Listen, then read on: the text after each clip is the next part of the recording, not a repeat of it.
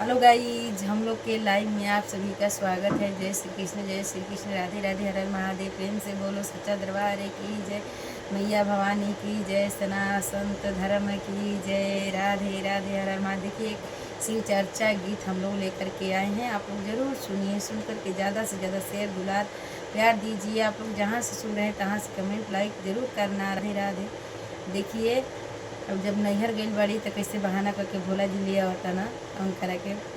अरे भादो के अंजोरिया ऐसन घोर बड़ुए गौरा, भादो के अंजोरिया ऐसन घोर बड़ुए गौरा, करिया महादेव पर लो भाईल बड़ुए गौरा, करिया महादेव पर लो भाईल बड़ुए गौरा, चांदवा सूरजवा ऐसन गोर बड़ुए गौरा, चांदवा सूरजवा ऐसन गोर बड़ुए गौरा, करिया अड़धानिया पर लो भाईल बड़ुए गौरा, करिए अड़धानिया पर लो भाईल बड़ुए गौरा। अरे लो की चुनरिया तोर नैहरवा बड़े गौरा, लो की चुनरिया तोर नैहरवा बड़े गौरा, मिरिगा के छलवा लो भागलुए गौरा, मिरिगा के छलवा पर लो भागलुए।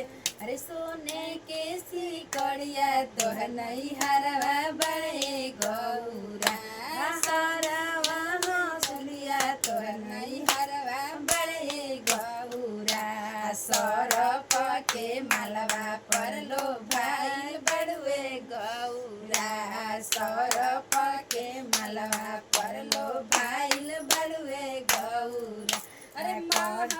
अरे करिया महादेव पर लो भाई गलुए गौरा, करिया महादेव पर लो भाईल महला दू महला तो नैहरवा बड़े गौरा, महला दू महला तो नैहरवा बड़े गौरा, टूटही मड़ैया पर लो भाई बड़ुए गौरा, टूटही मड़ैया पर लो भाईल बड़ुए गौरा, टूटही घोड़ावा से हाथी तोर नैहरवा बड़े गौरा, घोड़ावा से हाथी तोर नैहरवा बड़े गौरा, अरे बांसहा बैलवा पर लो भाई बड़ुए गौरा, बांसहा बैलवा पर लो भाई